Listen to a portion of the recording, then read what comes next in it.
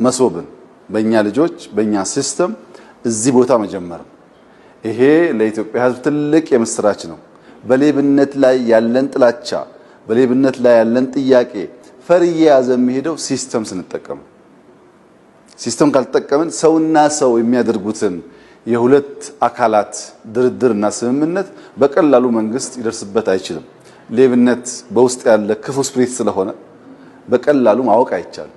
በገቢዎች ምሬት አለ፣ በኦዲት ድርድር አለ፣ ገቢዎች ይደራደራሉ ይባላል። ወደ ሲስተም ሲመጣ ወደዚህ ሲመጣ ያ ነገር እየቀነሰ ይሄዳል። ጎሽ እንደዚህ አድርጋችሁ ገላግሉን እንጂ አንችላቸው። ክፍለ ከተማና ወረዳ ላይ ያለ በቃ የመልካም አስተዳደር ችግር ደረቅ ከየት እንደተመጡስ ማታቃቸው ደረቅ ብልጽግና 75% የሚያስወቅሱት እነሱ ናቸው። በቃ ችግር ናቸው ውስጡ ያሉት ሙሰኛ ወረዳ ክፍለ ከተማ ውስጥ ከየት ሀወይ ድረስ ምን ደረቅ ህዝብ አገልግሎት መስጠት አይፈልግ። ኢቨን በፊት ሙስና የሚሰጠው እንደ እስቲ ያዛት ምናምን ተብሎ በእጅ ነበር። እነሱ አሻሽለው ኪዋር ኮድ ደረታቸው ላይ እስካን አድርገው ሰጣቸው ደስ የሚላቸው ሌቦች አሉ። አሁን ተገላገልናችሁ። መሶብ የአንድ ማዕከል አገልግሎት በቃ ገላግሌ ነው።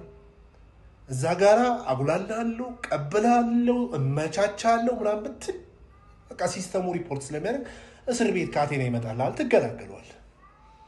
ይሄን ደግሞ የምትሰጡም ሰዎች ደግሞ አድቡ፣ ሙስና አትስጡ። በቃ እናንተ ሙስና ትወዳላችሁ መስጠት፣ ልክ እንደ መቀበል የምትቆጥሩት